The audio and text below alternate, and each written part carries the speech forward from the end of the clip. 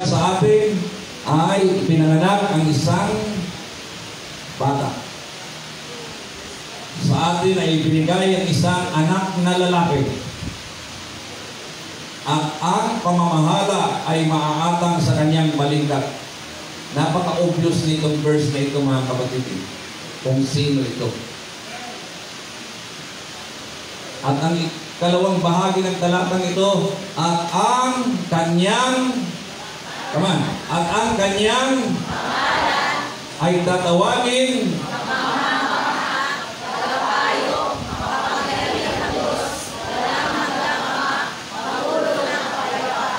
napakatibay nitong verse na ito. Kung sino ang ating sinasamba, mga kapatid, siya po ay kamangha-mangha, tagapayo, makapangyarihang Diyos, walang hanggang Ama, Pangulo ng Kapayapaan. Sa inyong mga Bible, pag kayo po'y gumagamit ng iba't ibang salin, karamihan ay pinagsasama yung kamangha-manghang tagapayo. Sabi nila, isa lang yan, yung kamangha-manghang tagapayo. Hindi yan dalawa. Pero I stick, mga kapatid, to this translation na hiwalay yung kamangha-mangha at ang tagapayo. At mayroon lang akong isang translation na nakita na natuwa ko, mga kapatid. Yung kamangha-manghang tagapayo, Wonderful Counselor.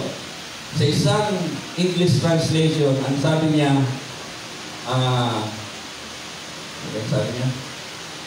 kalimutan ko rin. Basta, ang Panginoon, ang ginamit niya dun sa tagapayo, ang word ay strategist. Strategist. Nakakamangha siyang strategist. Ibang klase ang nito at salin niya. Hindi counselor, kundi strategist. At may sense din yung mga kapatid. Dahil kung sa mga strategy din lang ang pag-uusapan, ay walang tatalo sa ating Panginoon, mga kapatid. Praise God. Purihin ang ating Panginoon. Now, sa limang yan na title ng ating Panginoon, huwag ka kayo magtanong kung sino yan, ha? Ito yan. Ang kanyang Jesus ay kamangha-mangha, tagapayo, makapangyarihang Diyos. Yung iba, may palusot pa. Makapangyarihan lang yan. Mayroon talagang mas makapangyarihan. Bahala sila. Kung gusto nila ng dalawang Diyos. Basta sa atin, isa lang ang Diyos. Walang hanggang Ama. Sasabi nila, walang hanggang Ama yan. Meron talagang Ama. Yan ang walang hanggang eh.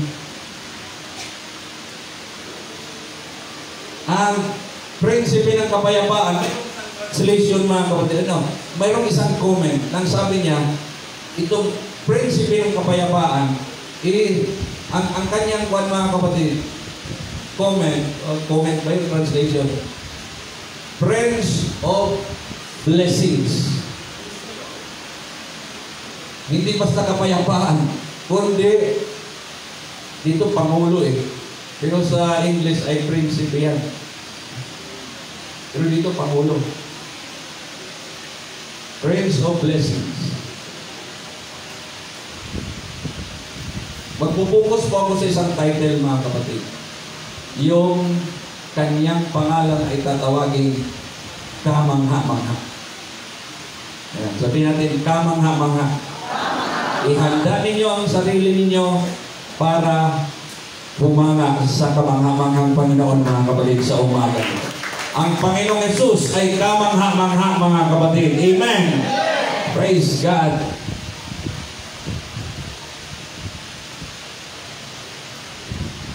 Una, yung kanyang kapanganakan. I-atras natin mula sa 9:6 ng Isaias, i-atras natin sa 7:14. Ang Panginoon nga ay magbibigay sa inyo ng tanda. Narito, isang dalaga ay maglilihi at manganganak ng isang lalaki at tatawagin ang kanyang pangalan na Emmanuel. Natupad po ito sa Mateo 1:21, mga kapatid. At para sa akin, ito po'y kamangha-mangha dahil tanging Si Kristo lamang ang ipinanganak ng isang dalaga. Alam natin sa panahon natin ngayon, maraming mga dalagang nagbubuntis. Pero mayroon talagang naglahi doon.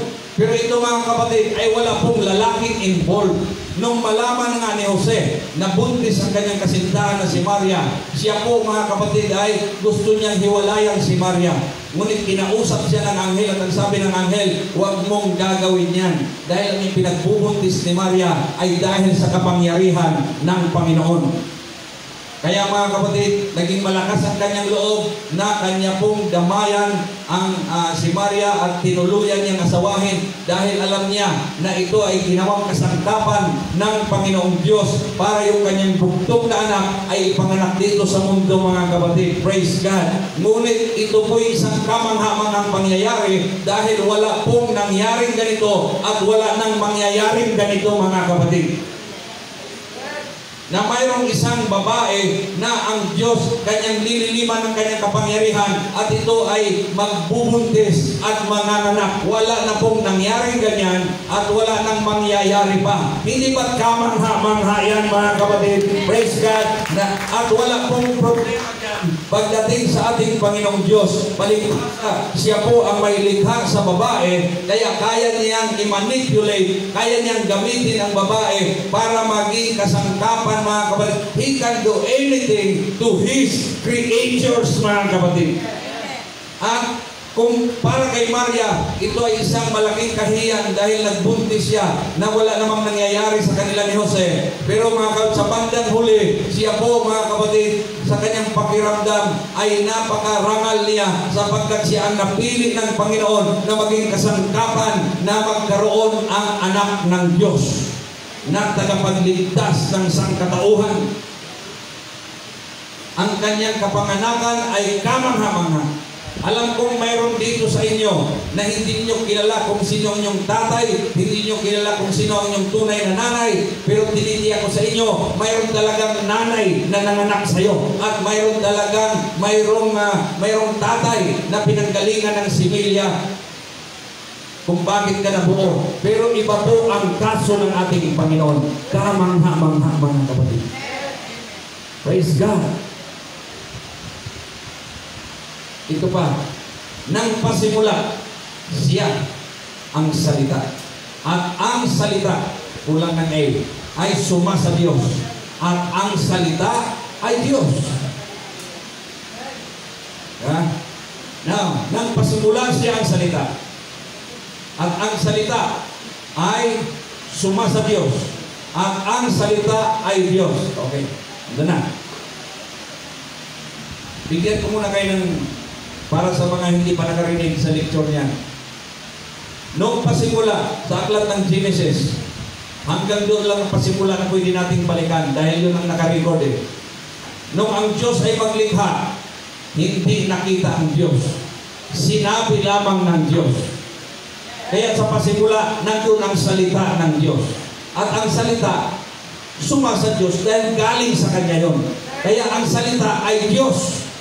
Ang nakakamangha ay nagkatawang tao ang salita. Sino ang mayroong kakayanang gawin ito na ang ating salita ay nagkakaroon ng katawan?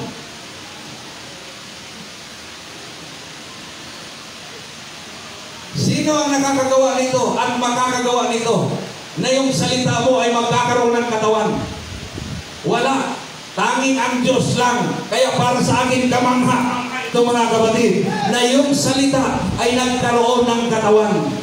Ito yung isang hiwaga na mahirap intindihin mga kapatid. Salita.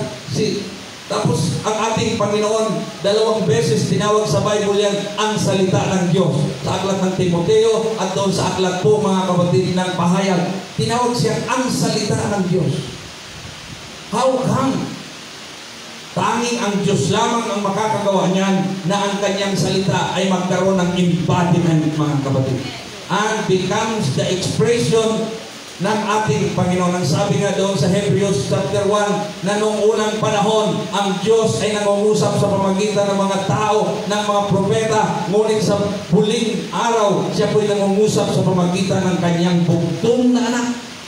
Dahil ang anak ay ang salita ng Diyos na nagkatawang tao, mga kapatid. Kaya ang sabi nga ng Panginoon, hindi galing sa akin ito, hindi ako ito, kundi yung Ama na nasa akin. Ang daming mga bagay na kamangha-mangha, mga kapatid, when it comes, sa pagdating sa ating Panginoon. Ito lang ang salita na nagkatawang tao. Pwede mong i-record ang iyong salita. Sino sa inyong mayroong voice record ng inyong mga salita? Sino taas ng kamay? Sabi mo right dyan. Nag-record ka ng iyong boses. Mark? Okay. Sino ba may record ng boses niya dito? May mga vloggers dyan. Hindi lang boses, pati inyong mukha. Ngayon, naka-record ako eh.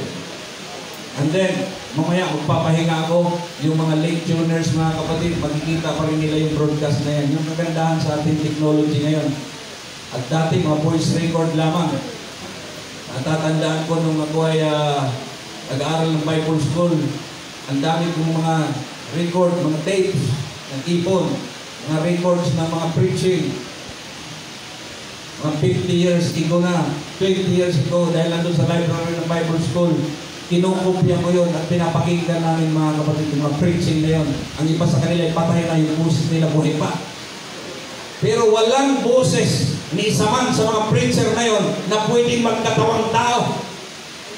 Hindi ba't kamangha-mangha, mga kapatid, ang ginawa ng ating Panginoong Diyos? Ang kanyang salita ay nagkaroon ng katawan, mga kapatid. Tinawag na anak ng Diyos, mga kapatid. At yun ang Kristo, ang Mesiyas ng Panginoon.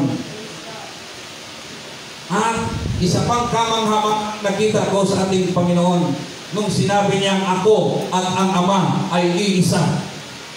Para sa atin, palasak na yung verse na yan. Pero nung binigay sa akin ang mensahe nito habang ko'y nagdadrive, mga kapatid, namamangha ako. Tanging ang Panginoon lamang sa kanyang sarili that He embodied two kinds of nature, mga kapatid, God and man. Walang ibang nilalang sa mundo na mayroong dalawang kalikasan bilang tao at Diyos. Kaya nung sinabi ng Panginoon, ako at ang Ama ay isa, hindi niya sinasabing dalawa sila, kundi isa lamang, mga kapatid. Ang sabi sa Kolosas, aklat ng Kolosas, for in Him dwells the fullness of the Godhead bodily. Kolosas 2:9. Sa Kanya nananahan ang buong kapuspusan ng pagka-Diyos nung Siya ay tao. Sipin mo, walang tao na pwedeng panahanan ng buong kapuspusan ng Diyos. Pwede nating maramdaman ang Espiritu ng Panginoon. Pwede natin, tayo ay templo ng banal na Espiritu. Pero walang isang tao na pinuspos ng buong kapuspusan ng Diyos. Tanging ang ating Panginoon lamang, mga kapatid. Praise God. Kinaya niya dahil iba po ang kanyang katawan. Kamangha-mangha, mga kapatid. Ang sabi nga ng ating Panginoon, ang nakakita sa akin ay nakakita sa Ama at natulala yung kanyang mga alagad. Ang sabi niya, matagal na niyo akong kasama, hindi pala niyo talaga naintindihan. Ang nakakita sa akin ay nakakita na sa Ama. Praise God. Ang hinahanap nila ay ang Ama, ang Diyos. Ngunit ang sabi ng Panginoon, nakita niyo ako? Nakita niyo na ang Ama. Hindi ba kamangha-mangha yun, mga kapatid, na ang Diyos na dakila na hindi kayang pagkasyahin ng buong sandaigdigan ay pwede mag-manifest sa isang taong kasinlaki natin.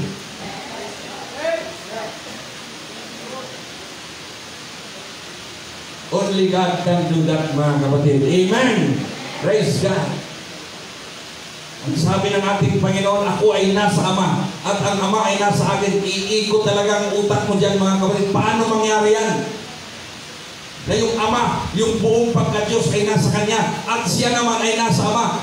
Paano Paano mangyari yan? Hanggang ngayon mga kapatid, hindi ko yan lubos na maunawaan, pero tinatanggap ko ang katotohanan yan dahil sinabi ng ating Panginoon, ang natitirang bagay na lalana sa atin, yan ay sinabi ng Panginoon at yan ay totoo at nakakamangha mga kapatid ng isang taong katulad natin na nanahan sa Kanya ang Ama.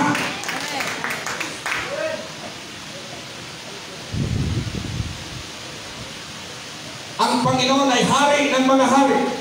Unang Timoteo 6:15, pahayag 17:14, pahayag 19:16 mga kapatid. Pero ang Panginoon, bagamat siya ay hari ng mga hari, ay nag-anyong alipin. Saan ka makakita? Hari ng mga hari, nag-anyong alipin. At nagpakababa sa kanyang sarili. Ang hari ay pinaglilingkuran, niyuyukuran, nire-respeto. Hindi ka nga basta-basta pwedeng lumapit kung wala kang official appointment o hindi ka pinapatawag ng hari mga kapatid. Pero itong hari na ito ay kamangha-mangha dahil minsan sa kanyang desisyon, siya po ay nag-anyong alipin mga kapatid. At nagpakababa sa kanyang sarili.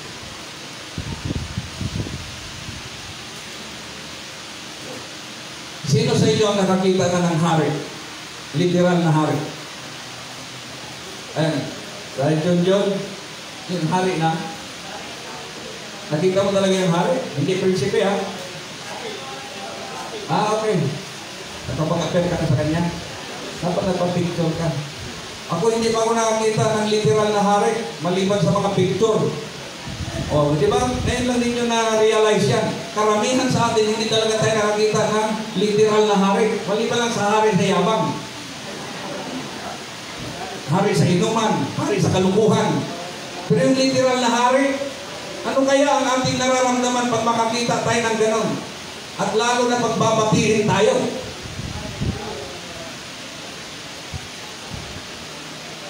Pero tingnan ninyo, itong hari ng mga hari, hindi lamang ito basta hari na kauri natin, hari ng kung anumang kalawakan mga kapatid. Hari siya lahat ng mga naghahari-harian. Pero nagawa niyang mag-anyong alipin at nagpakababa sa kanyang sarili. Hindi ba't kamangha-mangha ang hari na ito mga kapatid? Walang hari na gagawa ng ganito.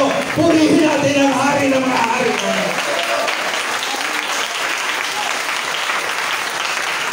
Ano ba ang kanyang mapapala? At ano ang mawawala sa kanya? Kung hindi niya ito gagawin, wala. He can still be a king without doing such humble things mga kapatid. But yet, nag-decide siya na gawin ang mga bagay niyan for a certain good purpose ng lahat ng tatanggap at sasampalataya sa kanya. Walang bisa itong pagpapakababa ng hari nito. Walang bisa ang pag-aanyong alipin ng hari nito kung hindi ka sasampalataya at susunod sa kanya. Pero sabihin ko sa inyo, magiging kapakipakinabang lamang ang pinakakamanghamanghang ginawa ng hari ng mga hari kung ikaw ay tatanggap sa kanya at sasampalataya ka sa kanya at susunod ka sa kanya. Dahil ang pagpapakababa ng hari nito ay para naman sa ikatataas natin mula sa karumihan, mula sa kababaan, mula sa kasalanan. Gusto niya itaas tayo mga kapatid. Ang hari ng mga hari na pinakamataas ay bumaba, ayun, nagpakababa sa kanyang sarili. Sa itaas niya, sa verse 8 na yan, he emptied himself. Tinanggal niya kung ano man siya. Bumaba siya ng husto. Ang kanyang layunin para yung sumasampalataya sa kanya ay maitaas niya sa kalagayan mga kapatid na napakababa. Ang makasalanan, lalo higit ang mga matatalamang na makasalanan ay nandun na. Kaya minsan ang tawag niya na iba, nasa lusak ng kasalanan, nasa bura, nasa... Pero salamat ang hari ng mga hari ay bumaba doon mga kapatid para ang sino magsasampalataya sa kanya ay itataas niya doon at huwag mapapahamak mga kapatid. Kamangha-mangha ang hari ng mga hari. Purihin natin Panginoon.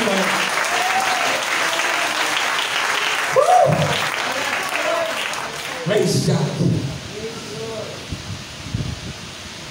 Oh, hallelujah. Hallelujah. Hindi natutuwa ang Diyos na yung mga tao, mga kapatid, parang naglalangoy doon sa karumihan ng kasalanan. Hindi natutuwa ang Panginoon. Kaya gumawa siya ng paraan kung paano silang ahunin doon. Magpasalamat ka kung inabot mo ang iyong kamay, mga kapatid, para tulungan ka ng ating Panginoon na makaahon mula sa pagkakasala. Purihin ang ating Panginoon at itatataas ka ng Panginoon mula dyan.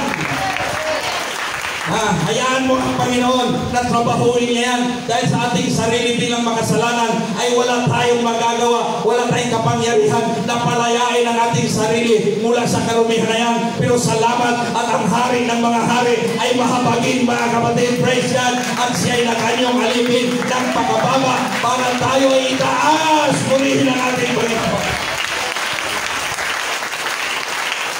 Sabihin natin, kamang-hamanga. Ang Panginoon ay nagpapagaling ng sakit. Sino sa inyo ang mga pinagaling ng ating Panginoon? Taas ang kamay ng mga pinagaling ng ating Panginoon. Kasama ako dyan, 1988 mga kapatid. Pinagaling ako ng ating Panginoon. Muntik na akong mamatay, pero salamat sa ating Panginoon. Praise God. Brother Alexi, ang tibay mo. Tinamaan ka na? Tinamaan ka rin bigla? Anong tinamaan? Ikaw o yung lugar na pinaruruan? Pero nasa steel structure ka, yung mga bakal, delikado pa rin yan. Yung isang araw yun eh, di ba? Ang lakas ng ano? Okay lang ba sa inyo? Yung tawag talaga diyan, lintik. Yung napakalakas na bigla. Hindi yan pagmumura. Yan ang tunay na lintik, yung napakalakas na bigla. Nakakatakot yun ah. Sino ba sa inyo hindi nakakaramdam ng gano'n? Yung nakarang araw yun eh. Napakabanas, pagkatapos biglang uulan. Pag kumidlat na yan ng gano'n, ang kasunod niyan yung lintik. Ang mahirap yung pagkatama.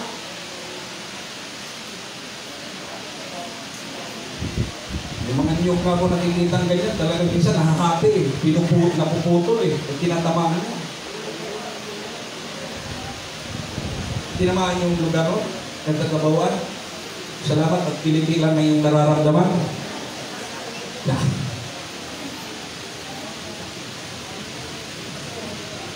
Amen. Brother Ronald, purihin ng Panginoon na nag-ingat sa iyo. Minsan pinapahintulutan ng Panginoon yung mga pilyo na yon. Ingat ka para huwag kang malisgrasya.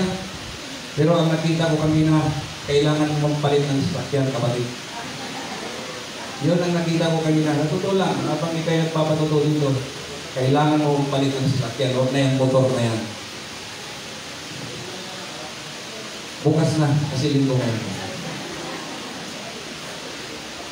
Yun ang dating sa akin eh. Palit ka ng sasakyan. Mas safe doon ang iyong pamilya. Kaysa ilang panahon ka rin ang bumotor. Ang Panginoon nagpapagaling ng sakit. Karamihan sa atin dito ay pinagaling sa pamagitan ng ating Panginoon.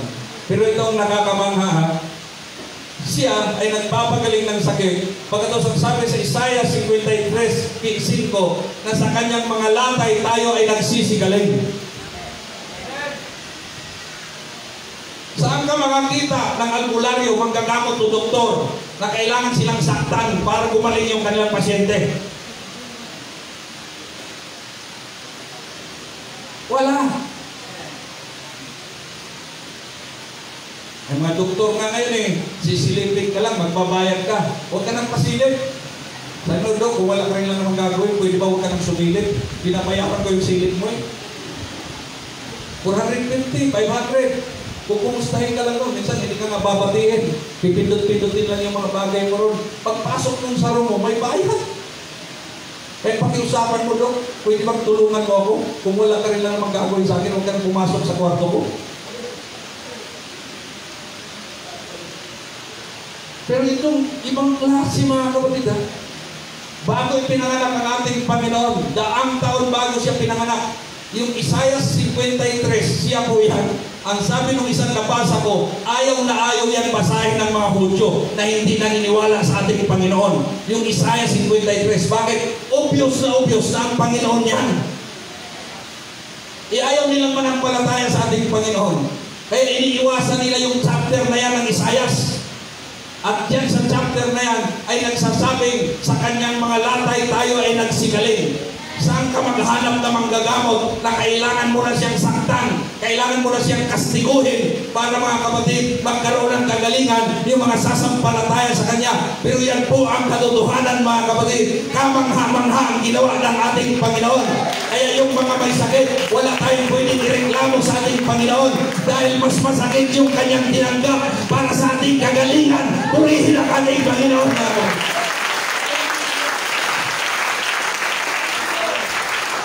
Hallelujah!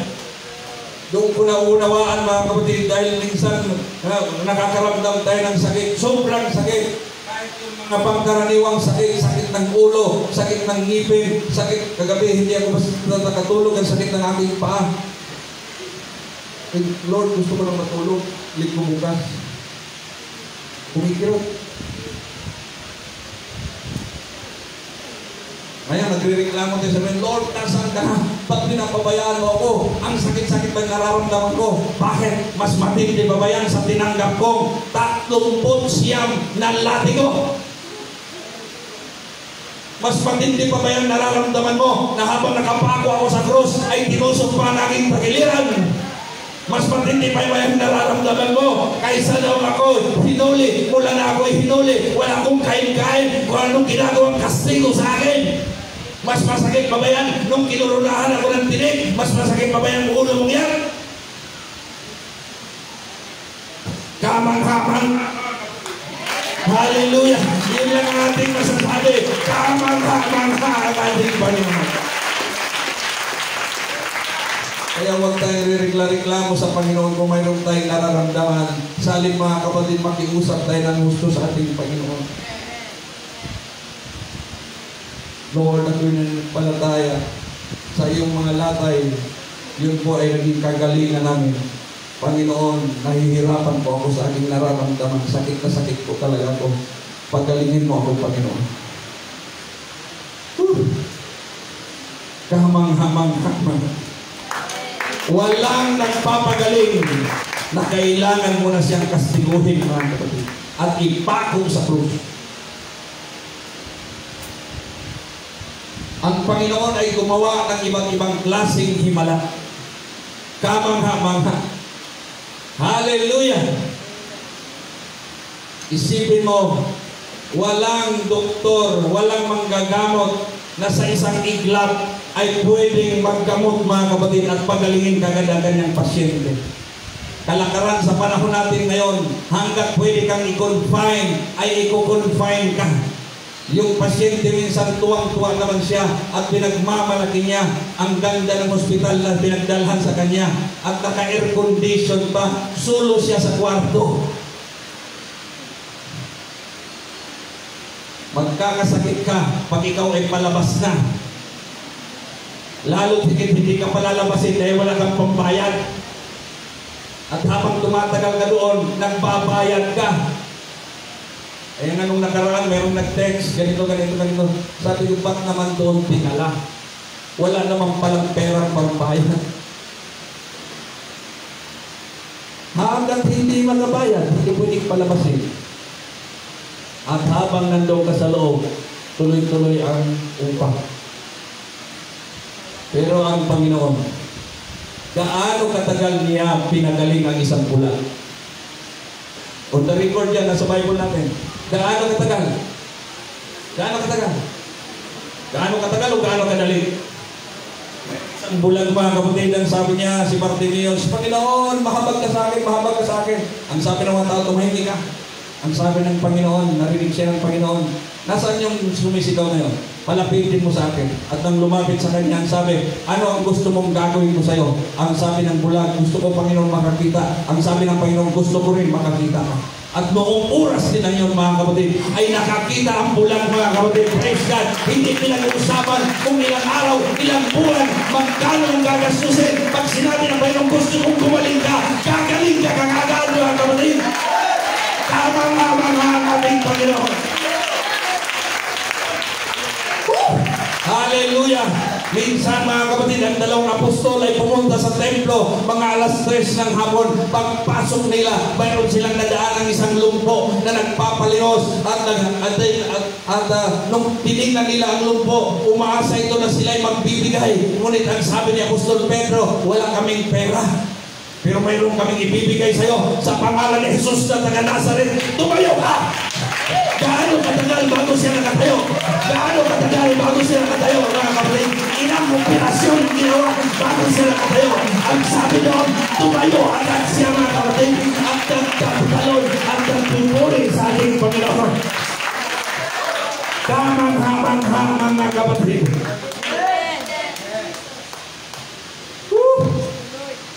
Praise God. Isang babae, 12 taon na dinudugo ang tibay ng babae ngayon. Umabot ng 12 taon. Dinudugo. Kaya, nai-imagine ko ano nang itsura ng babae ngayon. At lumalabas na parang pinapabayaan na ng kanyang mga kamag-anak dahil sabi doon, naubos na ang kanyang pag-aari sa pagpapagamot kung saan-saan. Pero hindi siya gumagaling, mas lalo lang lumalala. May mga sakit na ganyan na walang manggagamot na pwedeng makapagpagaling. Hanggang sa panahon natin ngayon, nakailang x-ray na, nakaisang daang x-ray na.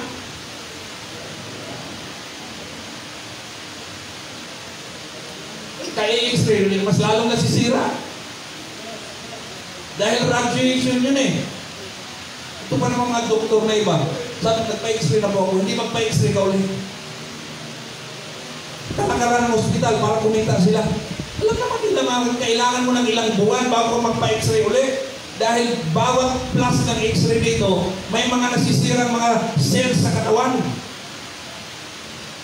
Alam niyo, wala pa isang buwan, magpa-x-ray ka ulit. Buti sana kung libre. Buti kung kukuha ka lang ng cellphone, punta ko sa x-ray. Expert ang mga yan.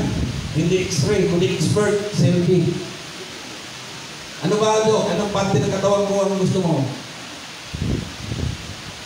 Radiation yan. Ito mo kita ang ating kaloob-looban. 12 taon. Dinudugo. Kaya nung siya, mga kapatid, narinig niya isang araw, si Jesus ang taga Nazaret, nagpapagaling yan lang. Marami nang pinagaling yan. At ang sabi roon, ang babae ito ay hinang-hina na, kaya bumapang siya. Ang Panginoon ay pinagkukumpulan ng mga tao. At ang sabi doon ng babae, mahawakan ko lang ang laylayan ng damit ng taong yan, gagaling ako. May mga gumagaling dahil sa kanilang pananampalataya, hindi sa pananampalataya ang kapangyarihan ng ating Panginoon. Kumapang ang babae, mga kapatid, sinikap niya makalapit sa Panginoon at yung kanyang pananampalataya ay pinagbigyan nung kanyang mahawakan ng laylayan ng damit ng ating Panginoon. Bigla siyang lumakas. At ang sabi ng Panginoon, sino ang humawak sa akin? Sabi ng mga alagad, ano ka ba naman, Panginoon? Kangina ka ba? Nadadagil ng mga tao, pinagkukumpulan ka. Ba't nagtatanong ka kung sino ang humawak sa iyo? Sabi ng Panginoon, may kapangyarihan na nawala sa akin. May kapangyarihan na wala sa akin. Sabihin ko sa inyo, nararamdaman ng Panginoon ang kapit na may pananampalataya.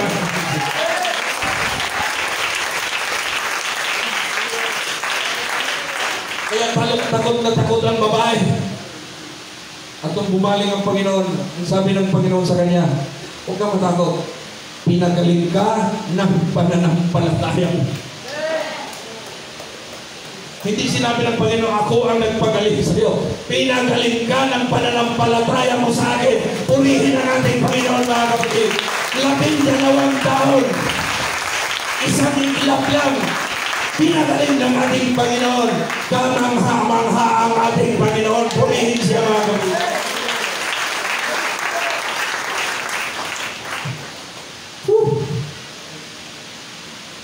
Siya ang buhay.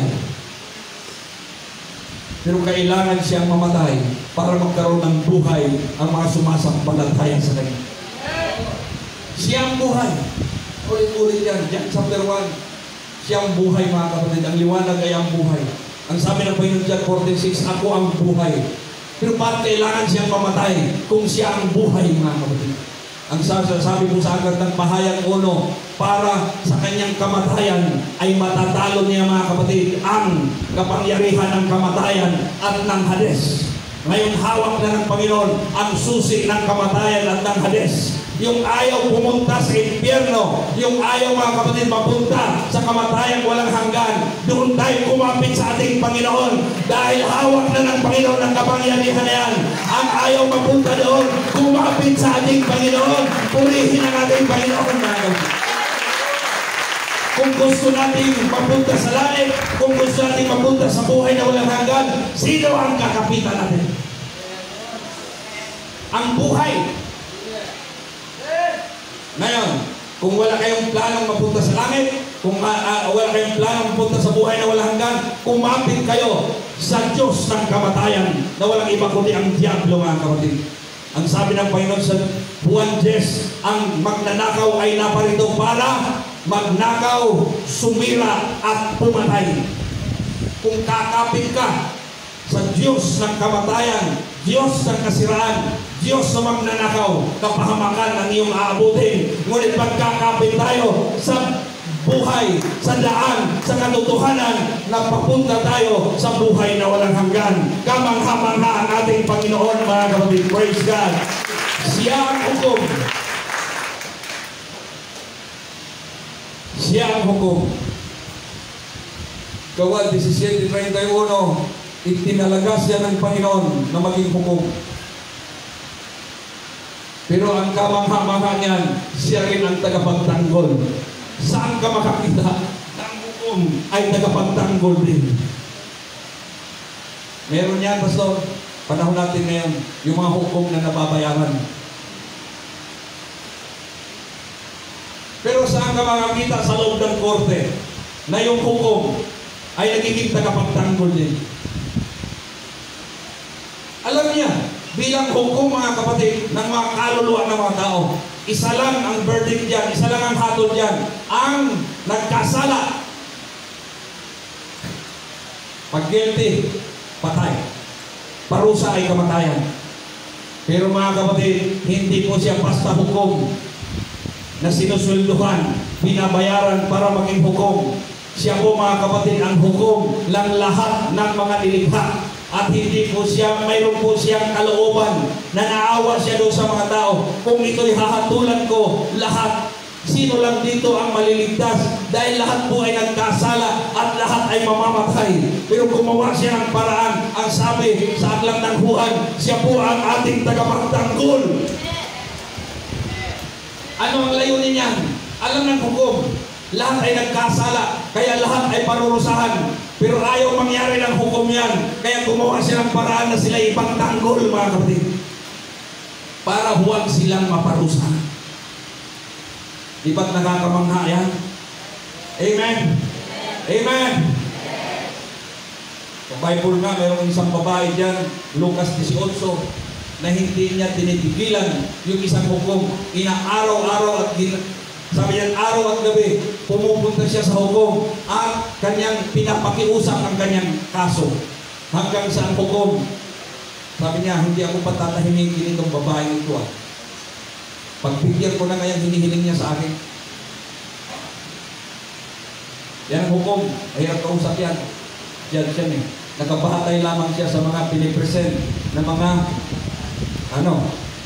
ebidensya kung anong bagay sa kaso. Pero mga kapatid, iba po itong hukom natin, ang Diyos. Dahil ayaw niya na sino man ay mapahamak. Alam ng Panginoon na sentensyado na tayo. Kaya nag-isipin siya ng paraan kung paanong hindi tayo masintensyahan at mapahamak. Purihin, mga kapatid, ang Panginoon. Kamangha-mangha talaga siya. Ang Panginoon ay ang kordero ng Diyos. Pero ang nakakamangha dito, tinawag din siyang leon sa angkan ni Juda. Ang kordero ay hindi palalagpasin ng leon. Kakainin niya yan. Gustong-gusto niya yan. Ang kordero ay isang tupa o kambing na mga 1 taon pa lamang ang edad. Yan. Paboritong-paborito yan ng mga mababangis na hayop. Pero saan ka mga kapatid maghanap na yung kordero ay isa rin leon? Ang isang maamong tupa na kanyang ipinigay ang kanyang sarili na magiging handog sa ikaliligtas ng mga sasampalataya ay isa ring leon ng ibig sabihin mga kapatid, hari! Walang pwedeng kumasa sa kanya. Kaya hanggang ngayon, nadala yung tagurin sa leon na siya po ang hari ng kagubatan, hindi si Tarzan.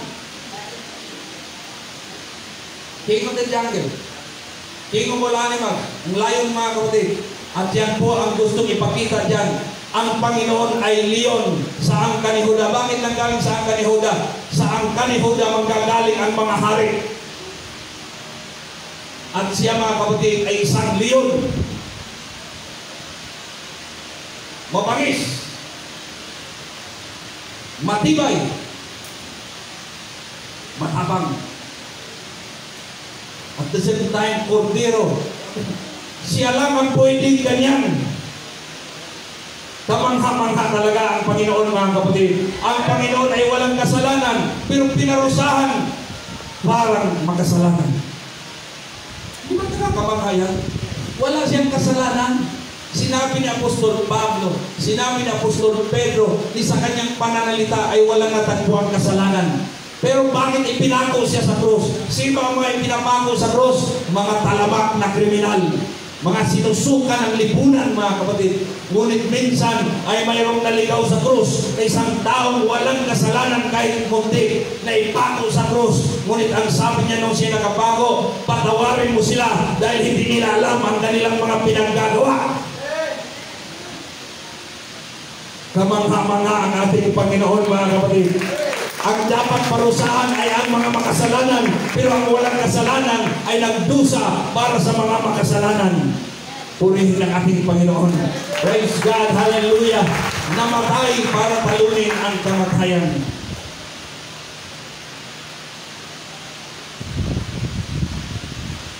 At itong matindi. Sino sa inyo dito ang namatay at muling nabuhay? O mayroon dito, ano, Sister Susan, tataas ng kamay yan. Sino ba? Maliban Sister Susan. Sister Susan, ilang minuto?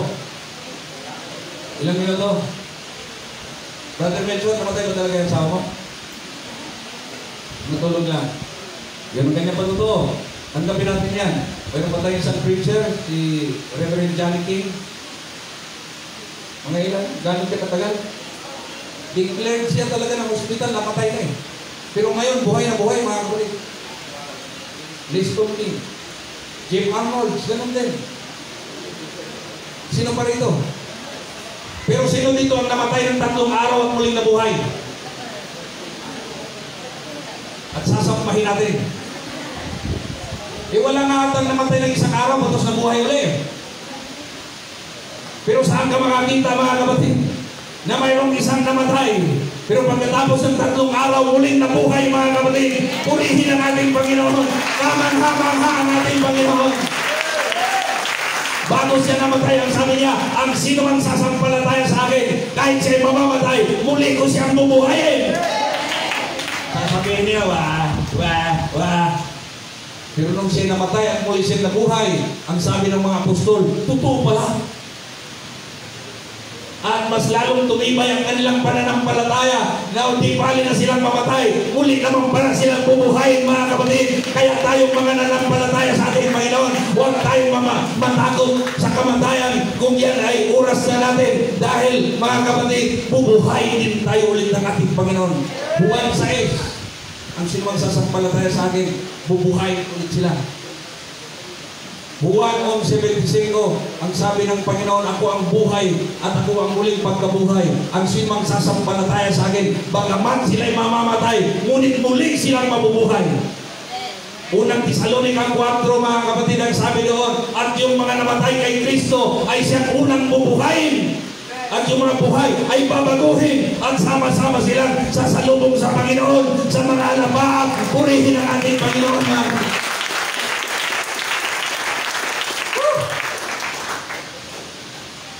Di ba nakakamangha ang ating Panginoon? Dahil alam ng mga opisyal na nagpapatay sa ating Panginoon na may sinabi siya na siya ay muling mabubuhay. Kaya ang sabi nila, bantayan ninyo yung libingan, ha? Bantayan yung libingan. Pagkatapos tatakan ninyo para walang pwedeng magbukas noon. Sisilyuhan. Kung sa nitso pa, palikadahan nyo. Takpan nyo.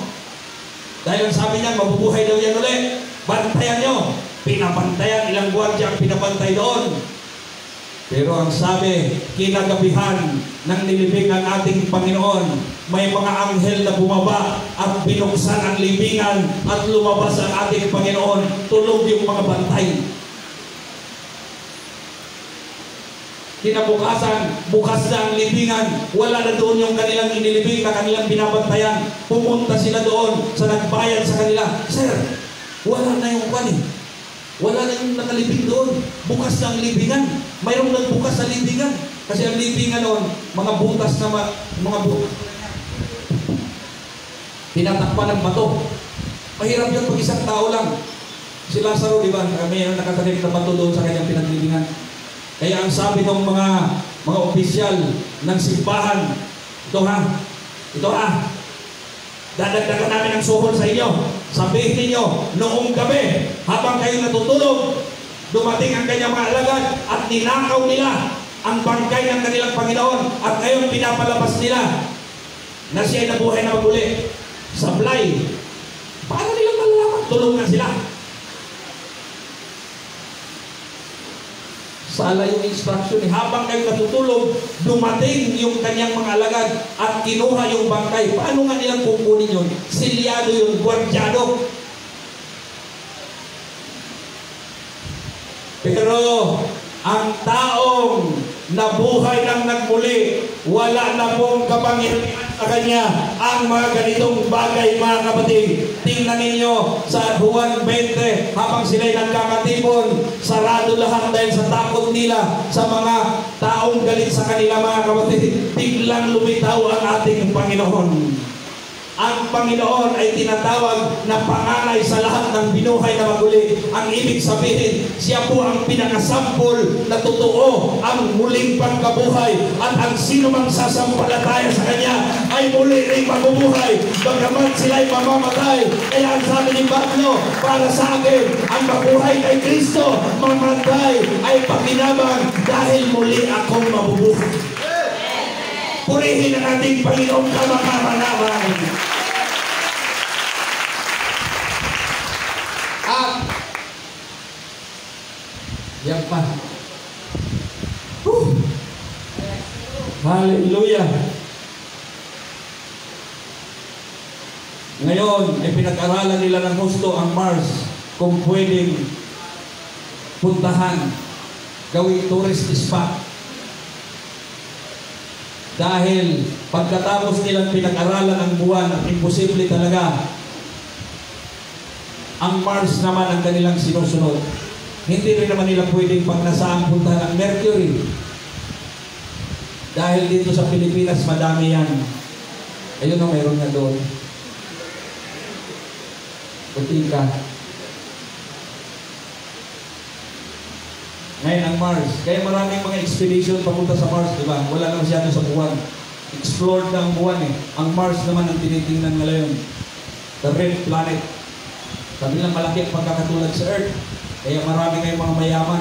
Nag-iisip sila anong pwedeng investment ang gawin sa Mars. Kaya hindi na biyahe papunta sa ibang bansa. Biyahe papunta sa ibang planeta. Yan ang kasunod nilang gustong mangyari. Na mayroong mga biyahe papunta sa ibang planeta, mamamasyal. Magpapapicture mo lang doon sa ibang planeta.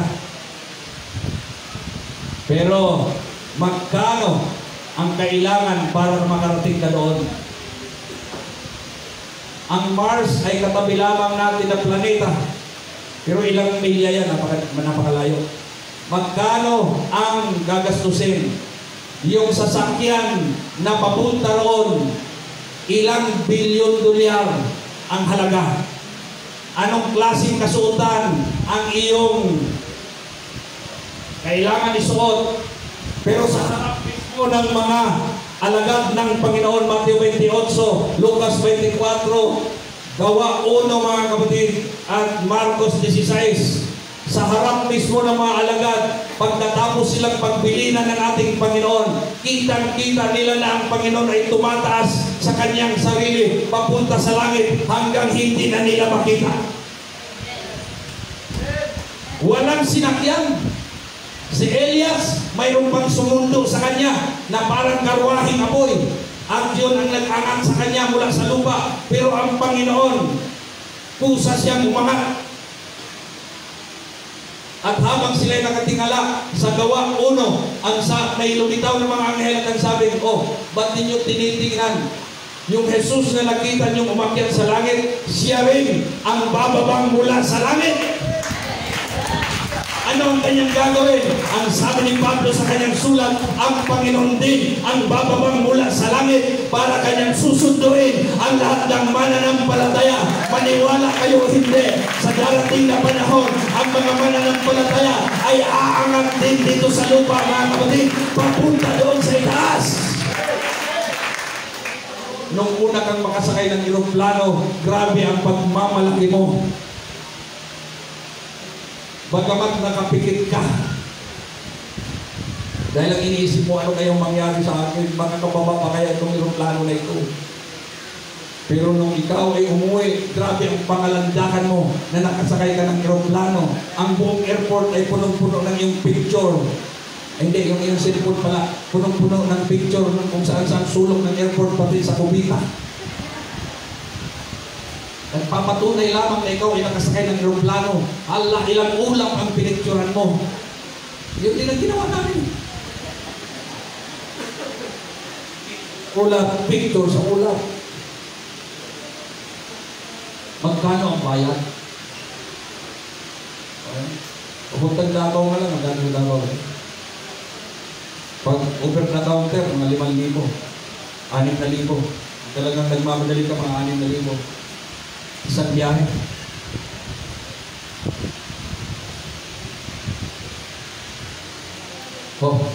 Tapos ikukwento mo yun ang iyong nararamdaman nung tumataas ng eroplano, nung bumaba ng eroplano, ano ang pakiramdam mo? Binibinan mo lahat yan. Sabihin ko sa iyo, kung tayo ay matyagang maghintay sa ating Panginoon, patay man tayo at buhay sa pagbabalik ng ating Panginoon. Nagpakita ng 10 ang Panginoon siya mismo, mga kapatid. Kusang umangat, walang sasakyan, walang tali, walang nagsundlong sa kanya, mga kapatid. Ganon din ang mangyayari sa mga mananampalataya. Ang sabi doon, pagbabalik ng Panginoon, sasalubong ang mga mananampalataya sa kanya sa mga ulap. Sasabihin ng mga hindi mananampalataya, paano mangyayari yun? Ano ang kanilang sasakyan? Magkano ang bayad? Mga kapatid, walang bayad, walang sasakyan, pananampalataya lang ang buhulan. Purihin ang ating Panginoon, mga kapatid. Kaya hindi mo pumayag ang Panginoon na walang saksi na makakita sa kanya nung siya umangat, para isulat po nila yun. Kitang-kita namin, umangat siya hanggang hindi na namin makita. So hindi naman sa mga ulap, lampas pa sa mga ulap. Ibig sabihin, pastor, doon sa mga maraming lobo, dahil ang mga lobo papunta roon. Ang mga lobo pumuputok yan. Ang Panginoon ay hindi. Nandoon pa siya, higit pa sa kinalalagyan ng mga ulap, higit pa sa kinalalagyan ng mga bituin, sa kinalalagyan, mga kapatid, ng mga... Andun po siya ngayon, mga kapatid, sa langit. At ang sabi niya, ipaghahanda ko kayo ng kalalagyan niyo doon. Pag maipaghanda ko na kayo, babalik ako at kukunin ko kayo para kung saan ako naroon, kasama ko kayo roon.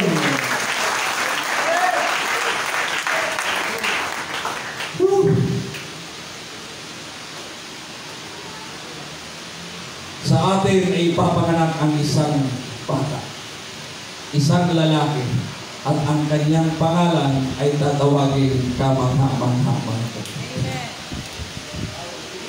Talagang kamangha-mangha ang ating Panginoon. Mamangha ka sa ating Panginoon. Anong gagawin mo ngayon? Sambahin mo siya. Purihin mo ang Panginoon. At hindi pa yan.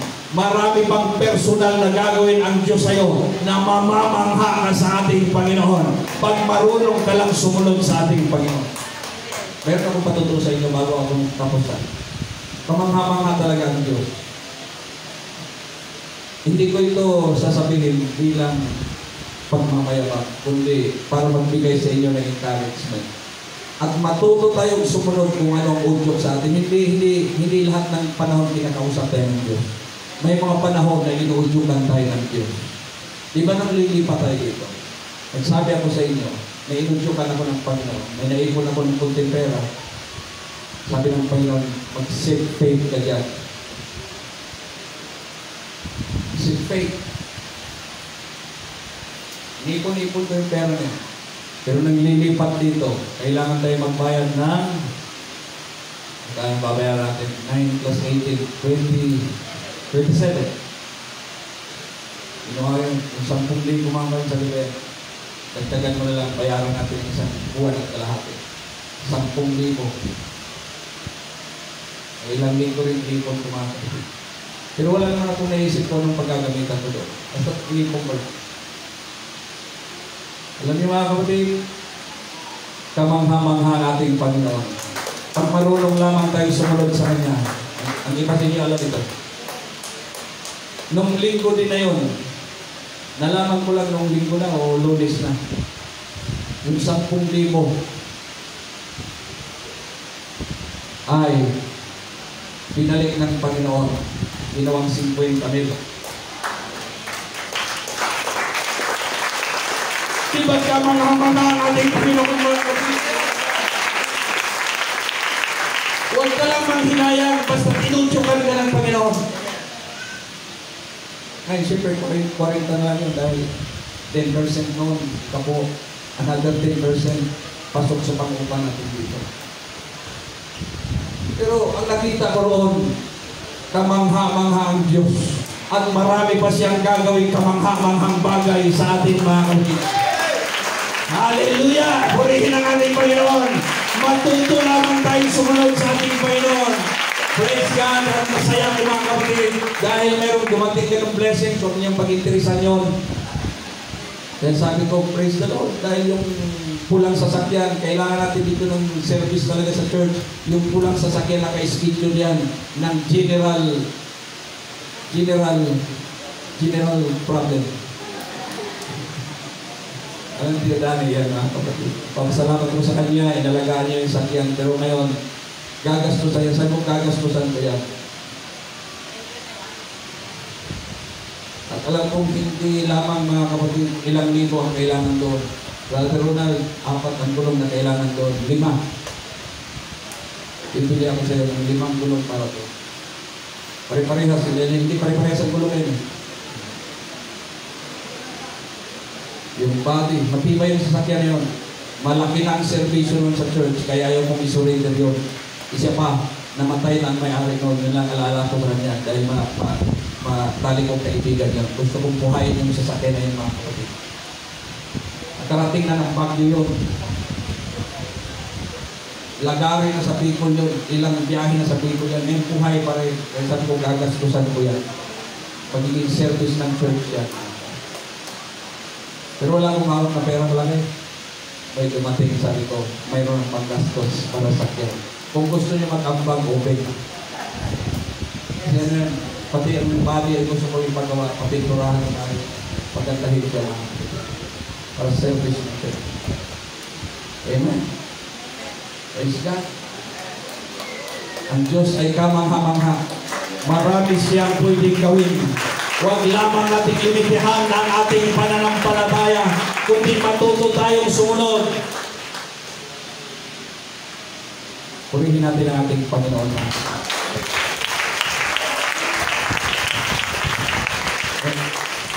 Tapusin natin ito sa pamagitan sa pagpupuri sa ating Panginoon.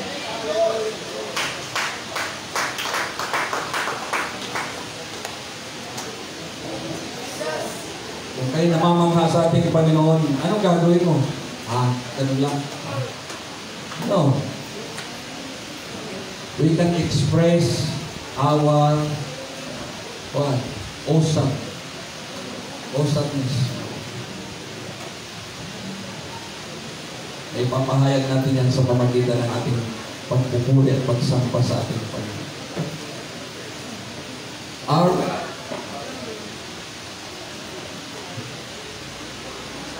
Hallelujah.